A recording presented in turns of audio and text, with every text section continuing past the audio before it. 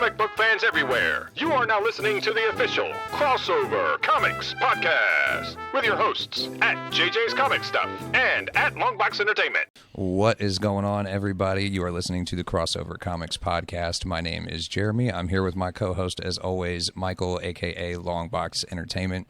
What's going on, Michael? What's up, man? How you doing today? Good, good. I'm really excited today because we have a very special guest with us today. Yes, we do. We've got McKay Wadsworth, the writer of Buttercup Remembrance from Kirin Comics, here with us today. What's going on, man? Doing good. How are you guys doing? Oh, wonderful. Living my best We're doing life. real good, man. It's good to hear. So I'm happy to be here. This is awesome. Thank you so much for talking with us. Yeah, man, not a problem. Thank you for coming on. You're actually our first outside the crew guest. So I feel honored to be the first. Yeah, I feel so like I you should get can, like we'll a get plaque. you a plaque or something. Yeah, Yeah, like a plaque. I'll hang it up in my office. for sure. Crossover Comics. I think We'll my get you wife some. will It might be definitely on a piece of impressed. printer paper, but we'll get you something. Oh yeah. Yeah. It's okay. The I'll budget plaque it. isn't I'll- that good just yet. I'll go to the Walmart, get me that like those graduation plaques, and just, See, there you go. There's always a oh workaround. my gosh.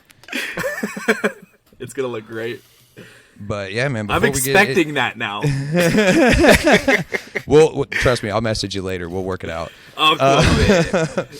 But anyway, before we get into the book itself, why don't you go ahead and tell us a little bit about like how you actually got into like comic books in general?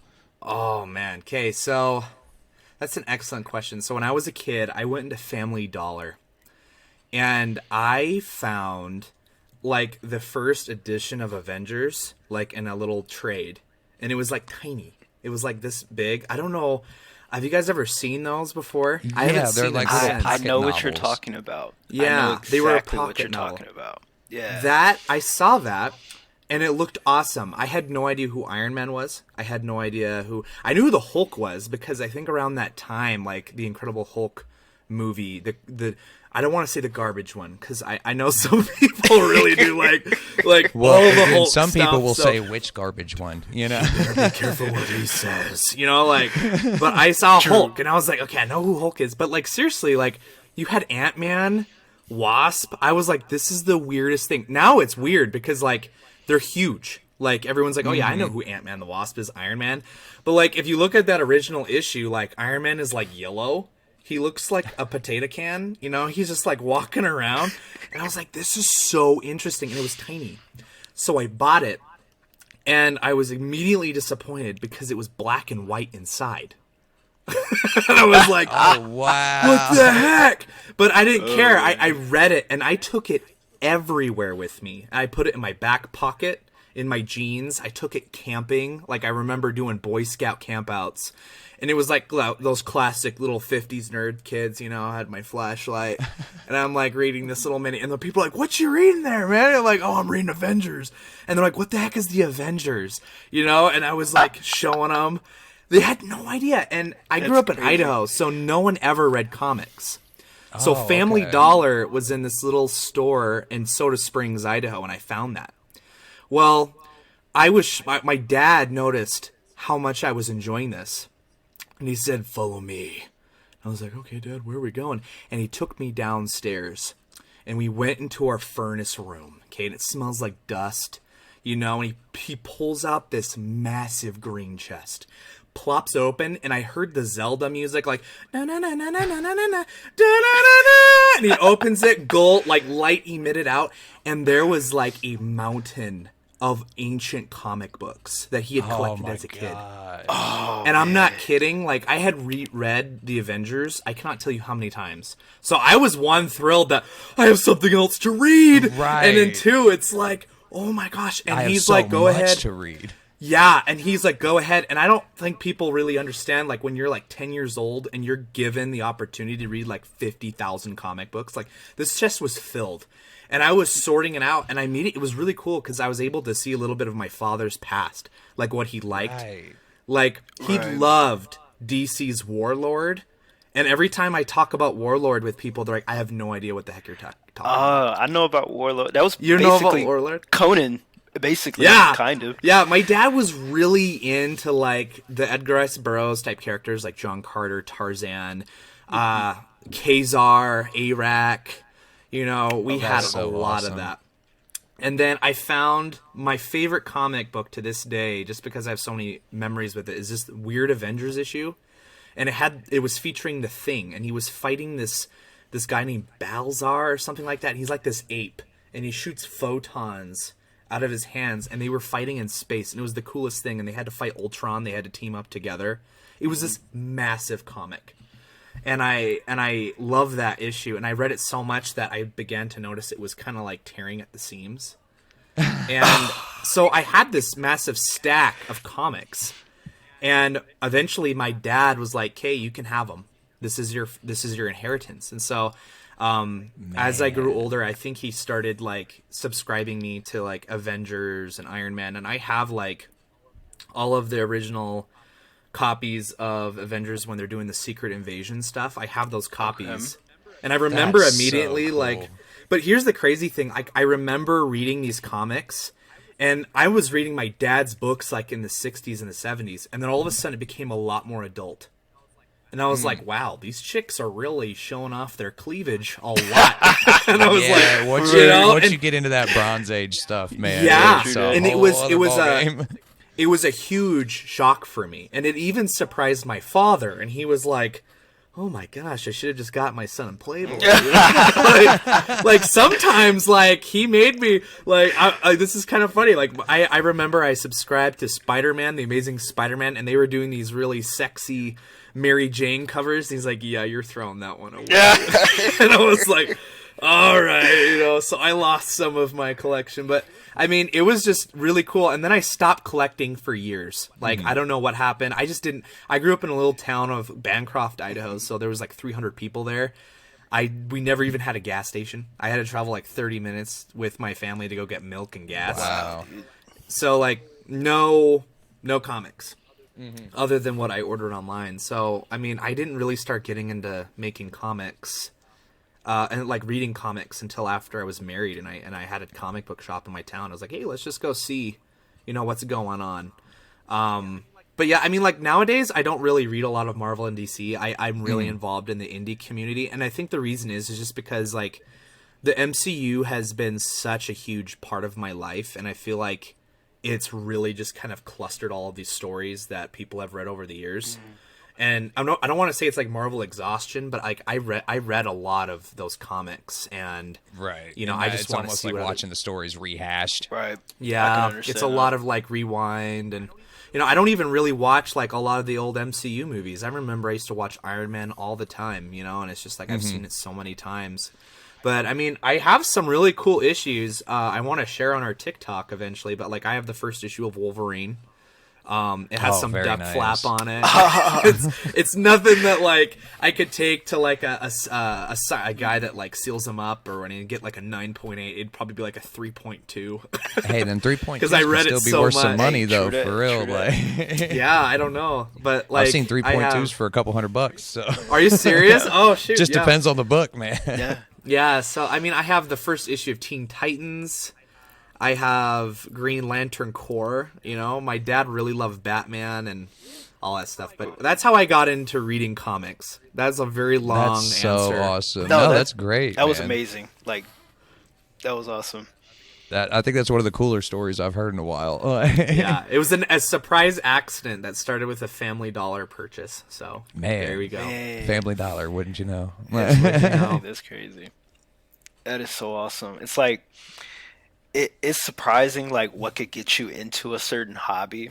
Like, for me, it was always, like, the movies and whatnot, and, like, the cartoons when I was a kid. So, after that, I kind of, like, went into the comics, and, like, it was funny thing how it was, like, your dad that got you into comics. It was actually my mom that got me into comics. Oh, that's cool. Yeah. So, that's actually pretty cool. What was your big moment where you're like, okay, I want to read more? Because like when people will sometimes see these Marvel movies, like, oh, that's cool, but like I've been noticing lately, there's been people that are like, okay, I need more. Like, what moment made you say like, okay, I want more out of this universe? So it was actually, it's when DC started coming out, when they first started making the animated like movies, like Under the Red Hood and all this. Oh yeah. And I think it was my uncle. He was like, "Yeah, those are like straight up adaptations of comic book storylines." And I was like, "What?" You're like, what? I was like, "What?" Little kid brain just. There's more. What? So yeah, I dived in. I remember we went to like my local library, and I remember the first graphic novel I checked out. It was The Dark Knight Returns, and from there, Oh yeah. it started a domino effect. So yeah, Yeah, that'll do it. That's how it always starts. Right. Thousands of dollars later. right. Exactly, No doubt. thousands of dollars. Jeez. I know. It's awesome. It's Comic so, books seriously are just so fun. I love them. Oh yeah, dude. It's always more stuff. There's always something new. I think out. it does something to our brains too. Like when you go in and you pick up a comic and you see the art and you're like, "Oh, this is gonna be so good," and you read it and it's I don't Right. know. My wife is like, "It's a problem." And I'm like, I know. Oh, shoot. There's my wife worse does problems, the same. though. My wife does the same. I tried to get her to, because we watched the Invincible animated series, and I was like, Which is awesome. so I started reading Invincible after watching the show, and I was like, "Babe, you need to read this. This is good." And she was like, "No, I want to wait for the second season. I actually want to be surprised, okay? I don't want to be like you, where you know how everything's going to go down." I'm like, okay. You're gonna spoil it. Okay. Right. But, My wife and I were super tempted to read Attack on Titan because it was like, hey, we're gonna be like 50 by the time the show finishes. Like holy cow, it's like taking 3,000 years, like and One everyone Piece. is like, oh, wait until you get to season 4. This is gonna be, and like they've already read it, so like they already know, Right. and the fact that they know and I don't bugs me, and so like right. we say, we held off, and we watched that show, but I totally get that. That's super funny. so actually, So I guess I was gonna say, Michael, you want to take the next yeah, question? or- I can. One thing, I'm ready. since we're talking about comics, and since you write your own comic book series, Buttercup, which is really, really good, I am so appreciative that y'all Thank you. sent me the free PDF copy. I absolutely Yes, thank you. enjoyed I'm the so story. happy you guys wanted to read it. Thank Oh, you. yes. We are very grateful. Dude, Yes. you sent me when you sent the email that had the description of the book in it. I was like, I'm sold. Like, I need to read it. Right. I've had some people be like, "There's cats." No. No. I That don't was want just that. like, okay, I need to see what that's about. And then once I read it, I Yeah. was like, okay. It was crazy because But, I yeah. saw JJ's video. I saw his video on Mm-hmm. it first, and I was like, "Man, this sounds good." And then we were chatting with each other about it, and he was like, "Yeah, I'm gonna try to get the writer on our next podcast episode and everything." Blah blah blah. And then Awesome. immediately after he sent that message, I got a message from you guys on TikTok. It was like, And it wasn't even like I didn't even know you guys were like interconnected Right. because we had just And got that's on the TikTok. thing. There's probably like 7 or 8 at least different people from our like little group of friends that have all. If reviewed there's that anyone book. I missed sending it to, just let me know. Yes. Like McKay, you almost got the full set. You missed 3 people. Send it to them. But like, yeah, I honestly, we were just trying to market it because, this TikTok is a really awesome platform for creators, and I was just like, man, I wonder if we could tap into that and see if there'd be people that would be just willing to talk about it. "Oh yes." And so we started sending out free copies, and I'm just so happy and grateful that you guys were willing to check it out. It really means a lot to us, honestly. Oh seriously. no! Thank you, because this might just became one of my newest obsessions. So, Oh, thanks. actually, That means a lot, man. Thank you. because one of the questions I wanted to ask, like, what made you decide to start writing your own comics? That's an awesome question. I didn't honestly, I didn't wake up one day and say, oh, I'm going to do a comic. It was a very slow process. But when I was dating my wife, we were girlfriend and boyfriend at the time, and I love The Office. That's like one of our favorite shows. And Pam Beasley, the character in The Office, she is an artist, and she makes Jim Halpert, her love interest, a comic book for a gift. And it was like Jim Bearman, you know, and he transforms into a bear. The Adventures of Jimmy Halpert, I think is the name of the comic. I'm not like the biggest Office lore fan. I know someone out there could correct me in the comments or something. I don't remember exactly the name of it, but I do. Yeah, I mean, if anyone knew, I'd be like impressed. I'd just start clapping.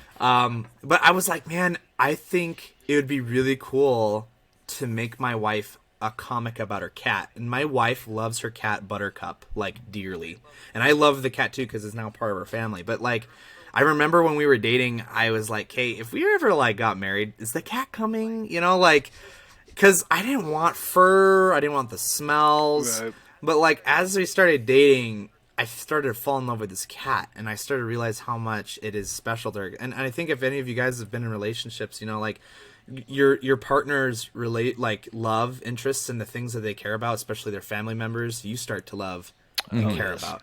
And, you know, and that became a part of my life. And so I talked to my girlfriend's sister, who is an artist, and I was like, hey, I want to do this gift for Emily for her birthday. I would love it if we could make her a comic. And she's like, okay. And I wrote out the script, and I'm not going to lie, we were watching the first season of Mandalorian, and I was heavily inspired by The Mandalorian. I think all of you were like, okay, this is definitely like... I was like, I called it. I was like...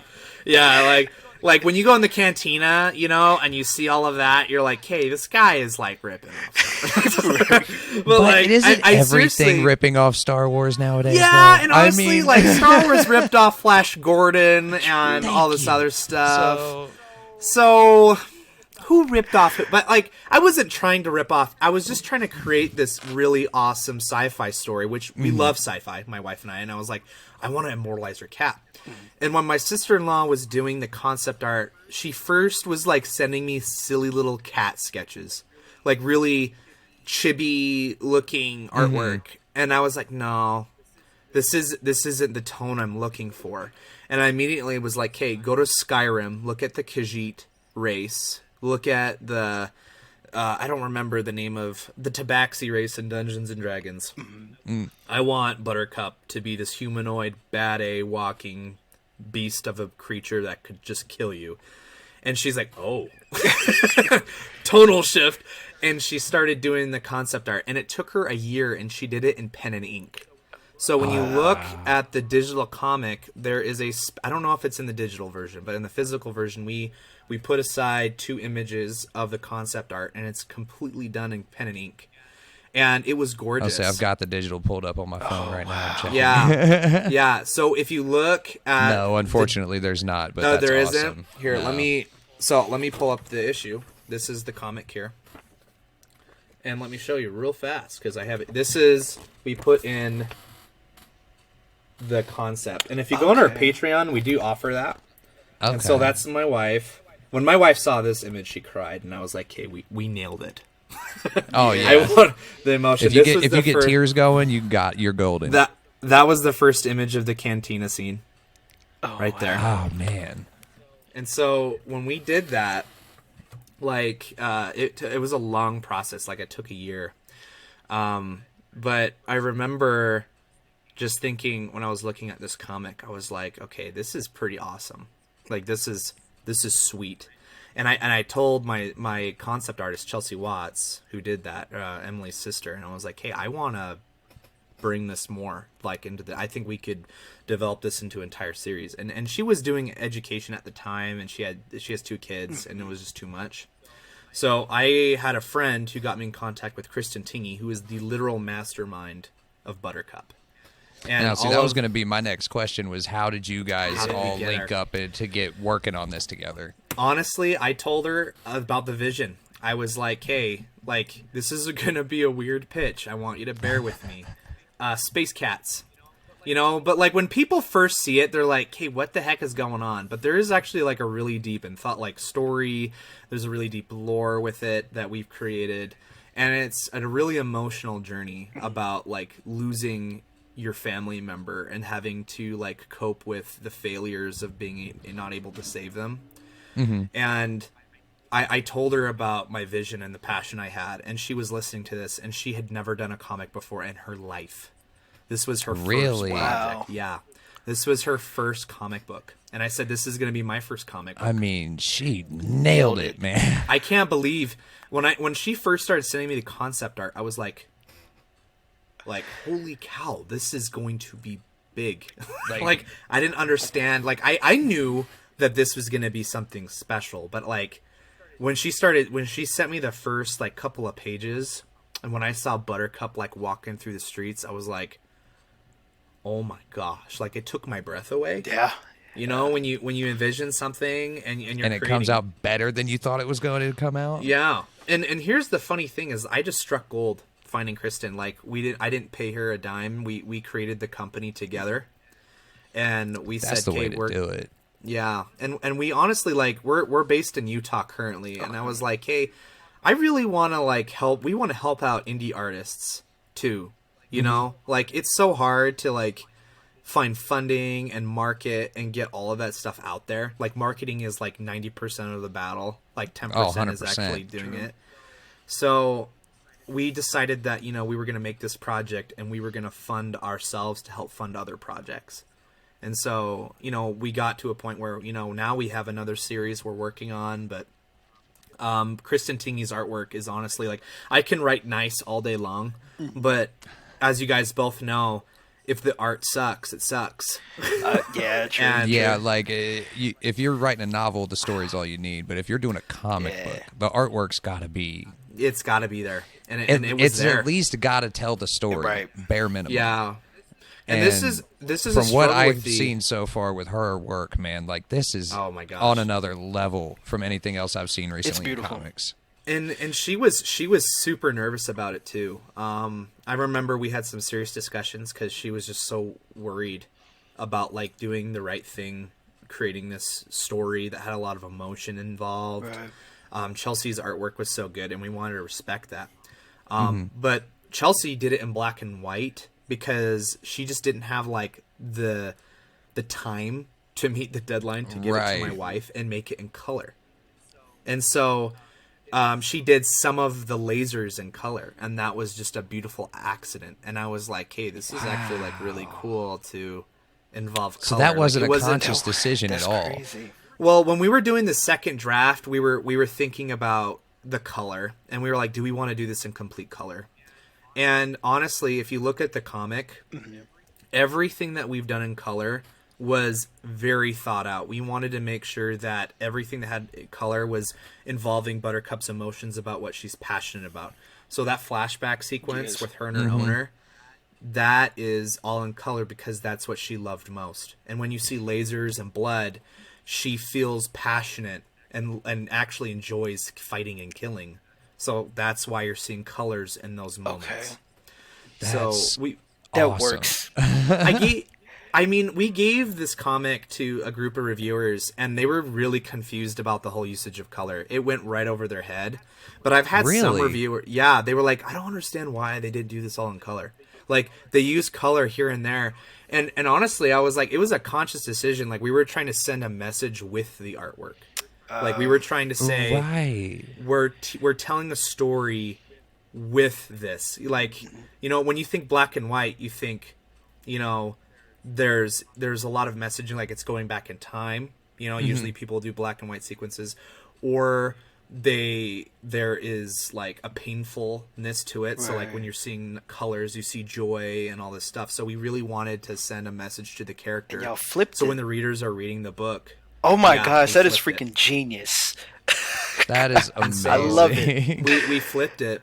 And the process of doing this was like months. Like we talked about it, and we were like, hey, we're gonna do this in black and white. And the crazy thing is that like people don't understand is like when you're printing this, we have to pay to say that this is in color. Like this isn't a black and white comic. Like we could have paid, like we paid extra to add those finite details of color. Right. So it was like, hey, this is, you know, a lot of people don't like black and white comics. Like how I was at Family Dollar all those years ago as a kid, I was like, what? It's in black and white? Because it doesn't really pop out at you, but the way that the artwork in your guys' book is done, It's beautiful. It shows all the depth you need. It shows immense amounts of detail, like when it zooms in on Buttercup eyes. crying on the inside of her yes. mask. Oh my gosh. Yes. Dude, I'm like, you can see each strand of fur. Like, and the thing you is, don't get is that kind of detail from most comic books. Kristen- it's unreal. Kristen is a perfectionist. And, You can tell. I was like, Kristen, we have got to move on. we gotta go to the next page. And she's like, oh, I don't know. Like, I'm going to add some more detail here. And I wouldn't even say, like, I would obviously say, like, hey, this doesn't flow well with the panels and stuff like that. Right. But she herself was her biggest critic, like, she would be like, hey, I need to hone this in. And, like, as a writer, I know the process of what happens when you're writing. I understand, like, hey, this isn't flowing well. This dialogue doesn't make sense, right? Mm-hmm. But I was able to see the eyes of what artists have to deal with. Right. And I was blown away with how much work goes into making comic books. And this is the crazy thing that, like, I honestly think a lot of the people in the industry are super underpaid. And I honestly, 100%. They are. yeah, like Marvel and DC guys, they make these beautiful pieces, and I'm like, they're so getting gypped. They have to make this so fast. Well, why do you think they do 42 variant covers a year? I know. Like, It's insane. And I'm just sitting here, I'm like, it took us, and the thing is, when we were doing our Patreon, we're new, we didn't want to do a Kickstarter right away, but like we were telling people, oh, we're gonna have a comic book out every month. Like once a month we'll bust out, and we're in college, like we have jobs. Right. We had no idea what this was gonna be like, and Kristen was telling me, like, I cannot, there's no freaking way we can do it in 6 months. And then 6 months turned into 8, 9, and people on our Patreon were so patient. They just wanted to see this done. They saw our vision, and they're like, hey, we just want this in our hands. Right. And bless their hearts. and that's how you build a loyal fan base and a loyal following right there. It's just so frustrating, too, because, like, you want them to have it, and they're paying us monthly for this. And we don't want to, like, rip them off. We don't want to be on a video on YouTube saying, do not support Kirin Comics. They don't offer, they don't provide. And it's like, oh my gosh, like, we have lives, and we're trying so hard. Right, and to nowadays make this with the come internet, to man, that reputation's everything. I know. It is so scary. It's like, so every move easy we to make. get everybody against you nowadays. It's getting insane. really scary now that we're getting a little bit more pop. Like, I wouldn't say, like, oh, we are so popular right now. Like, we're just... But no, like, but you're definitely, guys are getting a buzz. I mean, I'm seeing you guys all over Instagram, all over TikTok. Yeah, people are starting to take notice, and we're super happy. But because we're an indie publisher, we're getting artists. They're like, hey, can we work with you? And at first, I'm like, oh yeah, this is what we're all about. Right. But then when we see their art, oh my gosh, it's so like, and you gotta treat these things with such carefulness, because you can't just come out and be like, hey man, I'm sorry, but your artwork sucks. Right. Dude, like, I'm so sorry. like oh, it's like, you can't do that. Like, even if we're a it's- business, like, there has to be some sort of, like, we want people to improve. I mean, I'm not like, I mean, come on, like, everyone's had to start somewhere. But like, we have people that will send us artwork, and I'm like, hey, it's not there yet, but I can't describe why, because I'm not an artist. And Kristen has to get into the chat and be like, okay, this is what we need if you were to work with us. This is the stuff you can work towards. But the indie community, it's like really interesting. Like, ever since I got involved with indie comics, it's super nitpicky. A lot of people biting each other. I avoid Twitter, and I don't understand like 100%. that. Like, it's the same thing with creating content. Like, it's really hard to find people to actually vibe with, because everybody wants to outcompete everybody else. So you guys have seen this too with your stuff, right? Oh, yes, like, most okay, definitely. it's not just comics. Okay, No, 'Cause definitely. seriously, Like, we've it is both been on super TikTok sad. for a while now, and it took us each probably about almost a year of being on there to find this little group of creators and actually start growing. Because it's amazing what you could do when you that actually aren't team gonna up like with people. bite each other and roast Right, each other, and, like, oh. It should be that 'Cause way in it's the just indie so comics easy to scene do. too. It's so easy just to like wreck someone, you know? But like, geez, I just really appreciate people that are like supporting and helping. And I'm not talking about like, oh, support me by paying me money, like fund my Kickstarter. Right. I'm talking about like, you just know, supporting in general. Dude, Like, you hey, got man, this. I hope it Here's- works out. Keep Exactly. doing it, like stuff like that. yeah, like here's what I would suggest, you know, for your next panel and stuff like that. Like creating that community is just so vital. But like in indie comics though, I feel like there's a lot of bad reputation. Like I've gone to comic book shops and they're like, no. Like before we even made it, they're like, no way, we're not going to support you. And see, I don't know if that's part of the problem with the indie comics community or No. the comic book store Indie community. Yeah, the comic like marketing, that's a whole other discussion we could get into, but like the indie comic book community, like it's just interesting to see the content and how they grade themselves above others. Right. Like the pride, you know, like I'm better than you, or you know, you're better than me. Right. And that can be really like, as a creator, you got to be careful when you're doing that, because like obviously like I if you sat there all day thinking like, oh, I'm gonna make a comic one day, you know, and this was what was going on in my mind, like, am I able to like publish writing? Am I able to even publish a comic book right now? But if you just sit there thinking about it, you're gonna be 95 one day, and you're like, I never did it. You know, I never thought I was good enough, and so like we just decided You to got to do take it. that leap of faith, man. Like, Yeah, and even if it sucks, you know, it sucks, and you do. At least you could say you tried, but man, I don't think you guys have to say that with this book because it absolutely. I am guys very nailed it with happy this. to hear that. Like yeah. it was so good. I had my wife read it, and she What did she say? loved it. Oh, and that she makes is me not sick. a comic book She's fan not into at that all. stuff. Oh, really? Like she's like every now and then she'll read like something if it catches her eye. She's more of she's more of a manga reader, right? Yeah, So- yeah. See, that's the same thing with my little brother, and he loved this. So Exactly. So Oh, she that's vibed awesome. with the black That and makes white me so artwork happy. because that's what she's used to. She reads a lot of manga, and then she said she loved the little bits and pieces of color and the lasers, and she was just raving about it. So Oh my gosh. Yeah, it's just an emotional story. It Like is. I tell people, I'm like, even if you don't like cats, like you had some sort of like love in your life that we've all lost, right? like the whole, it's not about the fact that Buttercup's a cat, really. It's just it happens to be a humanoid cat. Right. Like, Exactly. And I'm not kidding. Like when we first made this, there was a lot of people that were like, "Did you make this for like the furry community? Like, did you purposely try to do that?" And honestly, like, I'm not trying to say like the furry community is bad or anything, but that was not Oh at no, all. I've met quite a few people in Yeah. that community. They're Yeah, they're they're fine. great. They just you like know? dressing up. They're just like And- cosplayers. They just do the full Yeah. get up. Like But like honestly, like the whole purpose of the story was just like to tell this really emotional tale of this character who is grieving and trying to deal with that grief. And we're working on all the future issues. We've talked about how many we're gonna do, and we were like, oh, we're gonna do so many. But like as we have so many ideas that we want to publish, like we want to do ourselves. So like I think we might be doing like a run of 5 or 10. okay, okay. And so like just to give us like a goal point, like, okay, when are we gonna stop this? Like about because a as trade we're doing, paperback's worth. yeah, you know, we definitely are planning on doing like a trade volume in the future, but like of course we do want to print off all of these single issues just to like have that collection factor to, you know, make For that sure. right. money, and to just and acquire that. But it's coming along. We're super excited for it. Oh yes, it That's so has awesome. potential. I'm not even gonna lie. It was one of those things. It absolutely blew me away. Oh, thank After you so seeing, much.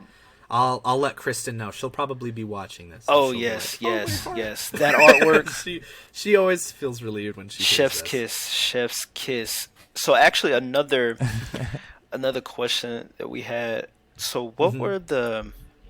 I know you mentioned that you were watching The Mandalorian while you were coming up with this idea, and pretty much Yeah. everybody, we could see the Star Wars influences, right? Oh yeah, it's impossible not to see. So- You know, like Did Star Wars also like influence like the designs of the aliens that are in here, or did you take that from other different, alien designs, or were they completely original designs? so funny you should say that. So I wrote the descriptions, and the only thing I mentioned about Star Wars was the cantina scene. I said, I want it to be a Star Wars looking bar, and you just see all of these aliens. All of the alien designs were 100% original ideas from Chelsea Watts. Oh, wow. Like, That's so awesome. I like the main boss guy. I was like, give him some. He's like a walrus alien. Give him some tusks, some antenna eyes, and she just went with it. Her mind went, and she just created. Wow. But see, Chelsea Watts, she did so much with this concept art. Kristen utilized as much as she could from those designs. Oh, yeah. Like a lot of the original characters, they're in there. But she had to create some of her own. So Kristen Tingy, strangely enough, went to Monsters Inc. And she started looking at the monsters. And she liked the aesthetic of a lot of them. A lot of them looked really fierce. A lot of them looked somewhat harmless, but looked like they could, be in an economic world. Like, what would they do? Right. And she gave me a lot of ideas and drafts, and I was like, oh my gosh, I love that. Like, there's this special scene where, like, Buttercup is walking by the stall, and there's a guy smoking a stogie, and the smoke looks like it's coming off the page. Yes. And you see this alien, you see this alien mother with her child, and I was like, that is amazing. That was not a Chelsea Watts concept. She completely did that. So Chelsea and Kristen kind of piggybacked off each other. Chelsea definitely started the precedence. Like if you read the beginning of the comic, there's this little frog-looking guy. He's a Frosian, that's what we call him, and he takes the bag of money to like hold her ship. That was an original concept design that Kristen utilized in the comic. That's awesome, dude. Yeah, like I was looking at them and I'm like, they're not very similar to anything I've ever seen other science fiction writers do. Like I haven't seen these alien designs. Like a lot of them try to do like half a Twi'lek, or it sort of looks like Chewbacca, but not really. Even in like Mass Effect, you see like a lot of inspiration in Star Wars. Like it's like, I mean, it's like Tolkien, like the fantasy genre. It's like, how can you not take things? But one of the things I'm really just happy about is that even though people are like, oh, this is just a Star Wars knockoff, we can brag a little bit and say like, hey, our designs are like, even though we had inspiration from like Monsters Inc. and The Mandalorian, like all of those designs are 100% original. Like we didn't copy any Twi'lek. We know there are a lot of really interesting creatures, and it was just something really fun to work with, and it was a privilege to be a writer and just like do zero effort and be like, okay, it's a walrus looking guy, and then all of a sudden it's like, he's fighting, and you're like, right. That is so freaking cool. It's just a magical moment when you see that stuff come to life. Your like 12-year-old self is like, oh, I think this would be kind of cool, and then it happens. Right, and then I've also seen you got a character in there that's kind of like a big giant like cockroach kind of guy. Oh yeah. There was times where I was like, is this going to get too gory? I was like, when like slices that cockroach, I was like, and even when it does get gory, it's not like over the top. It's like not. It's like Walking Dead smashing. It's not right. And edge plus, lord, she used like the I like colors in it, and it wasn't just a bunch of red blood everywhere. It's like something that it could be like, oh, kid, that's not blood. That's just That's bug juice. Yeah, it's bug juice. You drink it in the store. Remember those little bug juice things? Oh my gosh. But yeah, it was that was a huge concern for me, honestly. It was just like, hey, like, I mean, I have no problem making like, adultish content with like blood. Right. But like, I do want this to be marketable, and I want like everyone to read it, Right. And that was a huge question too. It was like, hey, there's some intense action, and like there's a part where like Buttercup stabs a knife into a dude, and she's using him as a body shield, totally inspired from Gears of War. Right.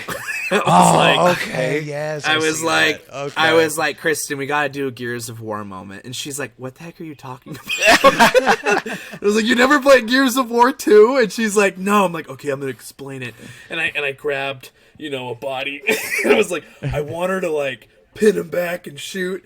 And we were like, but when she's so good at it, and I was like, oh my gosh, like, is this gonna be too much? But like, I feel like it hit the sweet spot of where, like, okay, this is okay. Like, I feel like I could have my nephew or, read this and he'd be okay. Like, exactly. That was fun, because I mean, it's definitely still violent, but it's like I said, it's not over the top. You don't have entrails hanging everywhere. There's nothing. When crazy. she slices the action that one sequences were rough. bug guy, when she like slices all the limbs off of that bug guy, I was like, dude.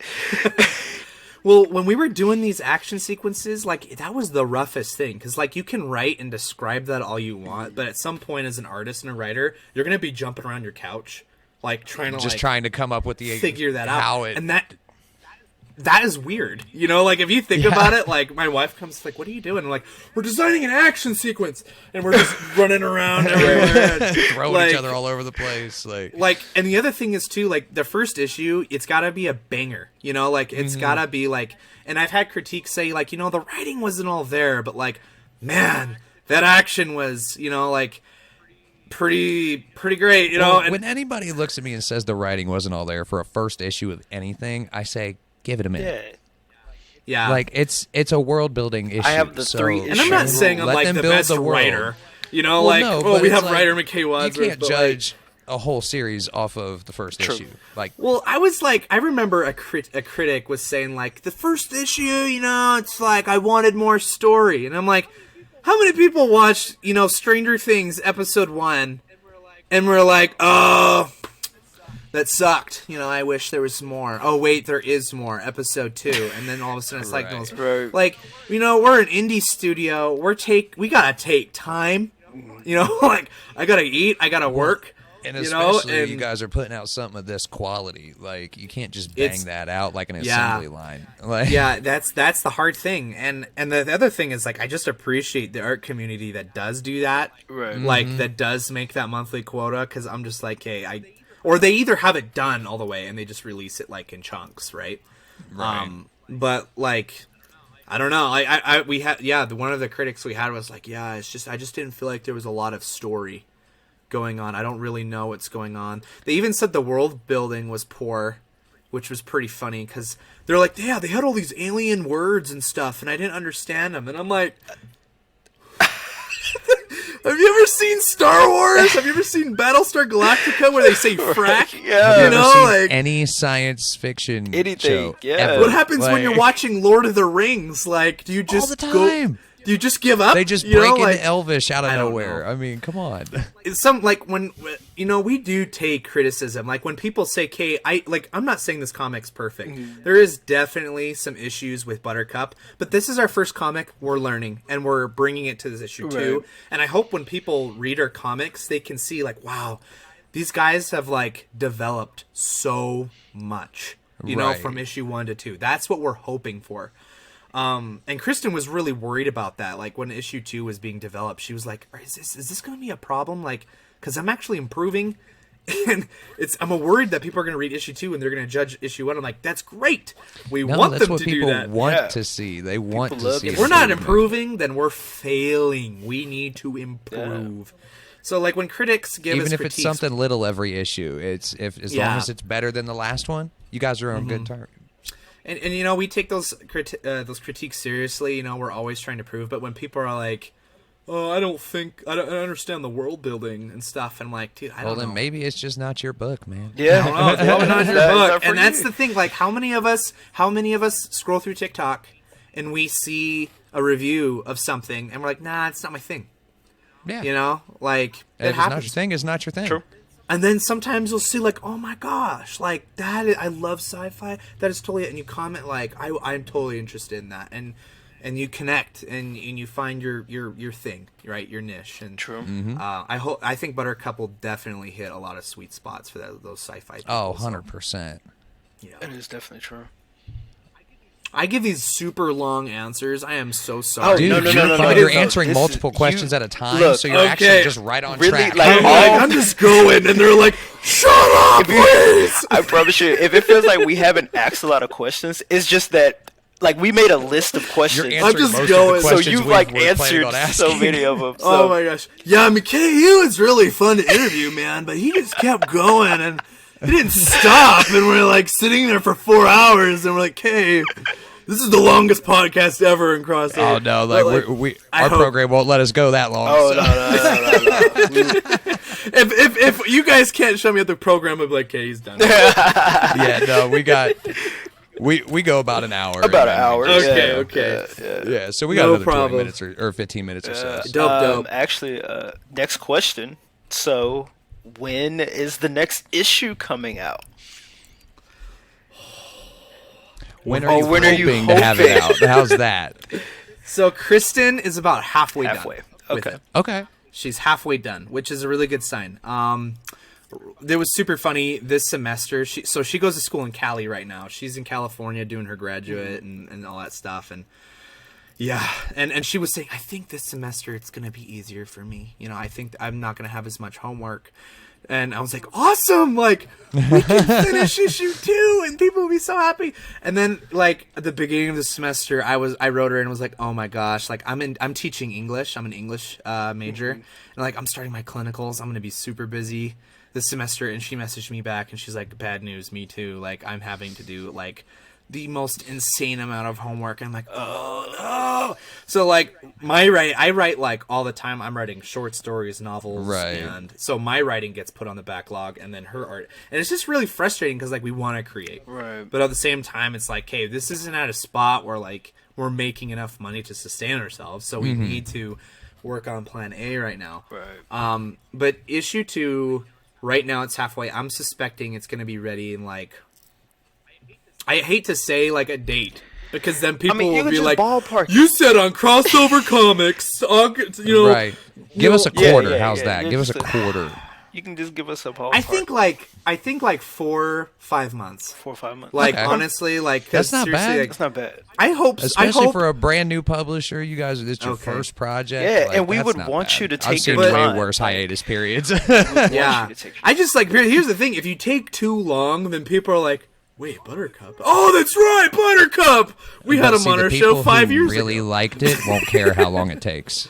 Oh my gosh, it's Exactly. just it's really just like as a writer, I have to be so patient. And the thing is like I've had to learn. I can't go to Kristen and text her and be like, "Okay, like you haven't made a panel in like a couple of weeks. What's going on?" Right. And here's the thing: like I'm not paying her. Right. You know, like we're 100% working on this together.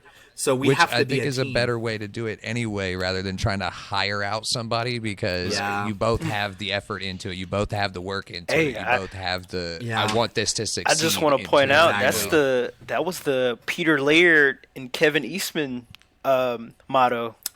That's the how Ninja they Turtles did it. duo. They weren't paying each other. They just did it and published They were just their own doing it. thing. And look how big. And look what they made. Yeah. So Yeah. I mean, y'all are it's just following a the right slow people. process. Yeah, it's a really slow process, but it's a beautiful process at the same time. But I mean, like the cool thing about being a company is that we are working with a lot of people. So we have other series that we're working on right now. We're almost finished with our first manga series called The Last Dragoon. ooh, interesting.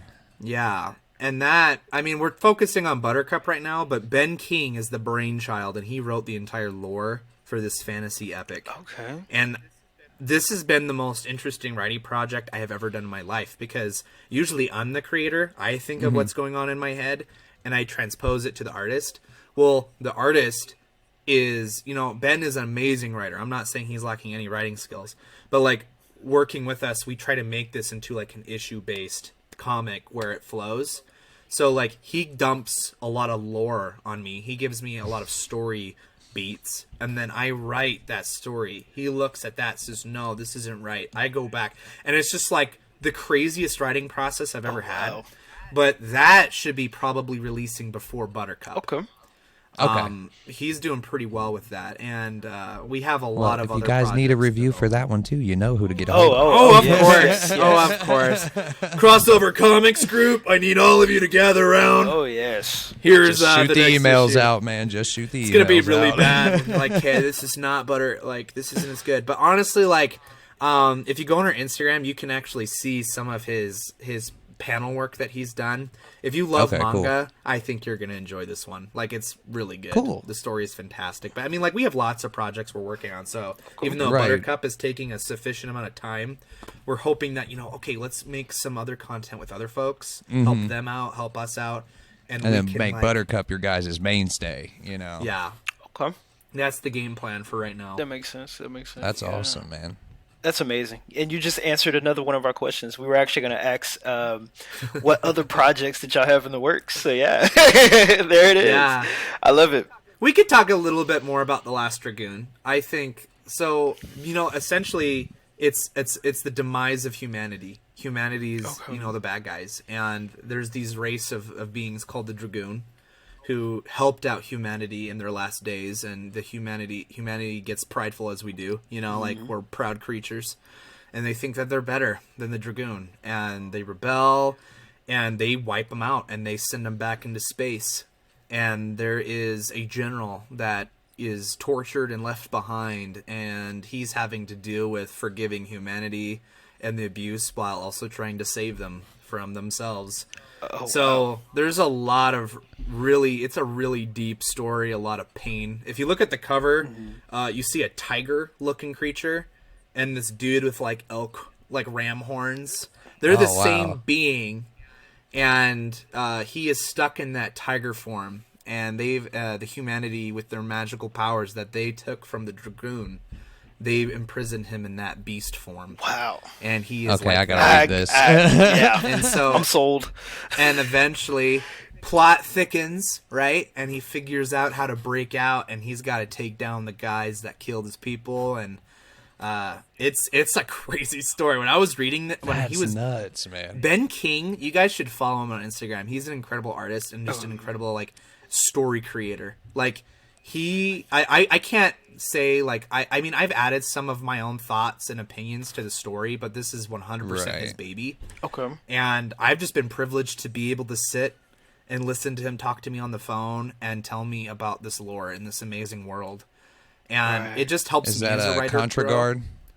Yep, Contra Guard. That's his brand that he's under.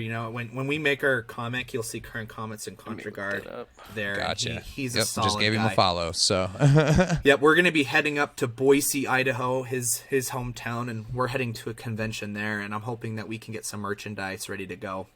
There you go. And get it in his hometown. But I think you guys will really enjoy that. It's a good one. Definitely, I'll definitely look out for that. Well, I think you've ran through all our questions that we were going to ask, man. So I do have a little new section that we were going to start trying with some guests, just a little rapid-fire 5-question thing. First answer that comes to your mind. So, number 1, Marvel or DC? Marvel, hands down. The reason is just because I grew up more with Marvel. My dad's comic book chest had more Marvel stuff in it. I feel like anything I say, I gotta be careful because DC has a super intense fan base, and people are like, true that. People won't even read my stuff now that I said that. I should have been right. More. Well, you know what? Let's go ahead and just keep on rolling then. Next question, number 2: heroes or villains? Villains. You can't have a good story unless there's a good oppressor. And a lot of the times, I like Marvel, but here's the thing. There's movies and stuff, I feel like they're hitting a lot of bad notes because they just swipe away these legendary villains.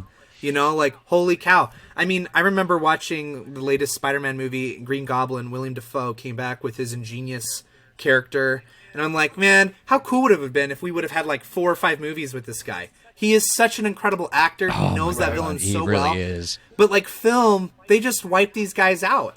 But with villains, you remember them. True. Like Thanos, True. You remember that guy. You felt angry when he did what he did, and Joker, oh my gosh, Heath Ledger and the comics, it's so great. And so I feel like villains, they really stick with you. And I feel like my biggest weakness, just relating back to Buttercup, is we need to establish our villain here pretty soon and make sure that we have that note, because I honestly believe that villains are the number one. Yeah, you need a big Your hero bad is only as good as the villain. Big bad.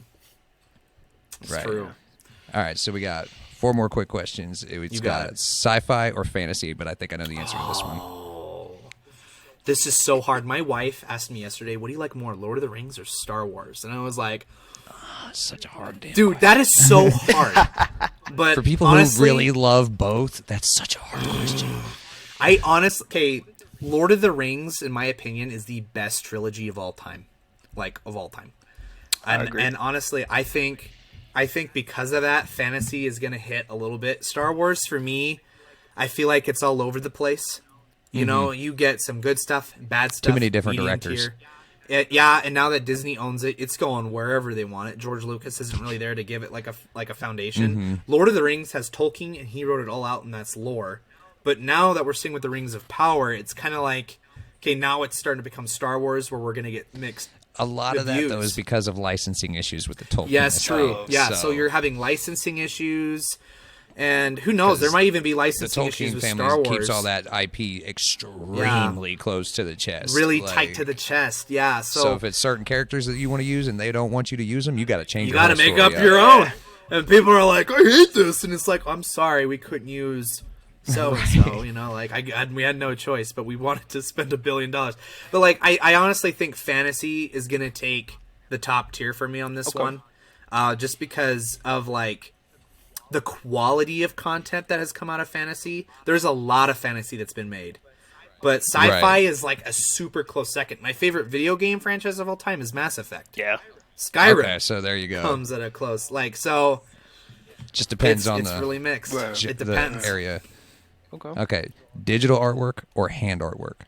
Oh, hand artwork is always better, but digital artwork is easier to get, right? So yeah, it's faster and it's cheaper. It's faster. You can just you know how much it would have cost to ship all my Buttercup comics to all of these reviewers and just the marketing. Like, people can afford that, and sometimes they just take it out of their own pocket. But like right now, like I have a family, and I just can't do that type of stuff right now. But like digitally, it was awesome just to be able to send you guys the work. It took like 5 seconds, and you had it. True. But like, I mean, when I picked up Buttercup for the first time, you know, and I held it in my hands, hand artwork, hands down, I think for me is like the best way to do this. It's just 100%. so beautiful to see it like in your hands. True. But digital artwork, I'm different. not like, you know, I'm not like Right. anti-digital, but everything has its place. 100%. Okay, Star Trek or Star Wars? Okay, a lot of people are gonna hate me for this. So I grew up watching Star Trek a lot, but I'm a Star Wars guy. You know, I'm a Star Wars guy, and the thing is that Star Trek for me, like the show is like, it's weird in a way. Like for me, as far as pacing, Star Wars is super like, dun, dun, dun, dun, dun, dun, you know, you're just going. Okay, gotcha. And Star Trek is like, Captain, what do you think we should do? And it's like, do you concur? And it's very like, and they're dealing with diplomatic issues, which is really awesome. I always say like, Star Trek is very, it's sci-fi military. Like literally that. Yes. That's like real military right there. See, I think I put it sci-fi is Star Trek, space fantasy is Star Wars. Yes, exactly. Yes. I do have some really favorite things out of Star Trek, like the Next Generations movie where spoiler Data dies. Oh yes. And you see what's his face, the bald villain that plays Picard's like weird clone twin. He plays Bane. Nemesis. What's his name? Tom Hardy? Yeah, it was Tom Hardy. Tom Hardy, Nemesis, Star Trek. I love Star Trek Nemesis. That Jeep chase scene where like Worf is in the back. That was one of the best movies from Star Trek, period. So freaking good. And, you know, Chris Pine and his Star Trek Star Wars matchup. I know that has debate. I enjoyed those. Those were fun. I mean, I really enjoy Star Trek, but for me, Star Wars takes the top just because I love fantasy and it blends that really well for me. Right. 100%. And then last question, man, where can people find you online? Okay. This is the news. So we have a website, but it's not like the most amazing website compared to like, you know, Nerd Initiative and Crossover Comics and all these guys. We're still working on the whole website game, but if you really want to support us and help us out, our Patreon is the best way to do that. If you guys love McDonald's cheeseburgers, you know, once a week or once a month you get your McDonald's cheeseburger. It's just $1. Go over to cut that out of your diet. come over to Kirin Comics and give us $1. See, a guys, month. we're helping you stay healthy over here on the Exactly. Crossover We're helping you Comics stay podcast. healthy.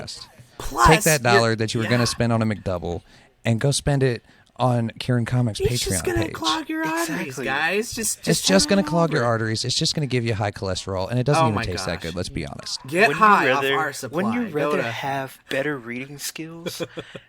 We're working on your Oh, reading yeah. comprehension here, people. If Get you're cultured, colorblind, people. Get this cultured. this is the comic for you. But like honestly, like Patreon is like the best way to follow us because you can just pay like $1 and you can get like all of our artwork. Like if you pay $3, you get the concept issue and all of our stuff that you can read instantly. And we will update it. Like Patreon is the first place that we will put issue 2. And that will sit there for a little bit of a while, and then we'll release it on Comixology, and then obviously reviewers and patrons are going to get it first, so you guys will probably be some of the first people to read it. Okay. Which is cool. Cool. Yeah, always. I love being Yeah, first to read so- something. Instagram, we are super vocal on Instagram. We have a very active Facebook, you know, so but yeah, that's the best ways you can attach to us. If And you want to we will order, make sure to leave links in the description of this video on YouTube, and Yeah. hopefully we can do that on Spotify. also, if you want to get a physical issue, because I know a lot of people, like we discussed, really do want that hand-to-hand like combat. Oh my gosh, hand-to-hand very like the artwork Yeah, in their right. hands. You can go to our distributor, who's an indie distributor. His name is Comics Mainstream, and you can go to your LCS and just say, "Hey, can you get on this distributor's thing, order this comic for me," and then they'll send it to your comic book shop. And We'll you can leave a do link for that as well, everybody. So he's stationed in Oregon, and so you can honestly just order your stuff. So we can get that sent over to you guys, and then you can share that. Okay. That is Cool. awesome, man. Well, thank you so much for coming on the podcast today, man. Oh, thank you guys so much for having me. This is so fun, right? I enjoy Right? talking Oh, to you yeah. guys. It's a we'll have great to get time. together and have you on more often just to kind of talk Oh yeah, comics We'll, and just we'll hang talk. out. We'll talk all the good stuff. We're just my wife and I are just finishing up Rings of Power.